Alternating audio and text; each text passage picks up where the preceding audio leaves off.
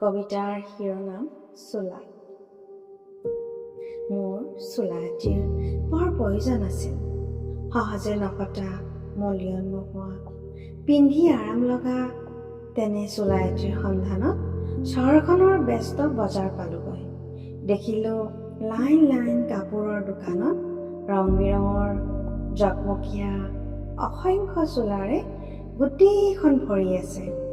গ্ৰাহকৰ ভিৰ, মানুহৰ ভিৰ ভেদি দোকানীৰ কাষ পালোঁ।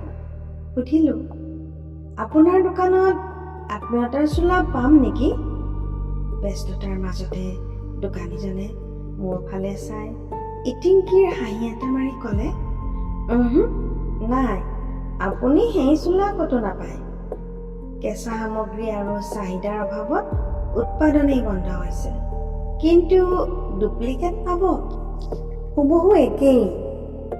আজিকালি সকলোৱে তেনেকুৱাই বিচাৰে। দেখাত একে, কাম একে, কিন্তু কিমান দিন চলিব সেইটোহে খাটাংকৈ ক'ব পৰা নাযায়। কৃত্ৰিম সূতাৰে বনোৱাটো চোলাটোৰ কাষে কাষে বাসনা প্ৰতাৰণাৰ লাইনিং দিয়া আছে। হতাশা বিষাদৰ দুখন ৰংচঙীয়া পকেট বুকুখনত লগাই দিয়া আছে। যদি আপুনি বিচাৰে কিনিব পাৰে। বেছি দাম নহয়, অৱশ্যে কিমান দিন যাব সেইটোহে সঠিককৈ ক'ব পৰা নাযায়। ইয়াৰ ৰং সময়ত সলনি হ'বও পাৰে, অ'ত-ত'ত ফাট মেলিব পাৰে।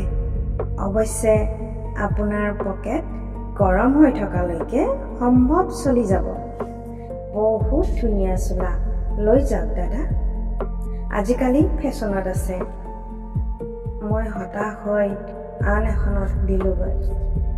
দেখিলোঁ বহু মানুহে কৃত্ৰিম সূতাৰে বনোৱা চোলাটোৰ দৰদাম দোকানীজনৰ লগত কৰি আছে।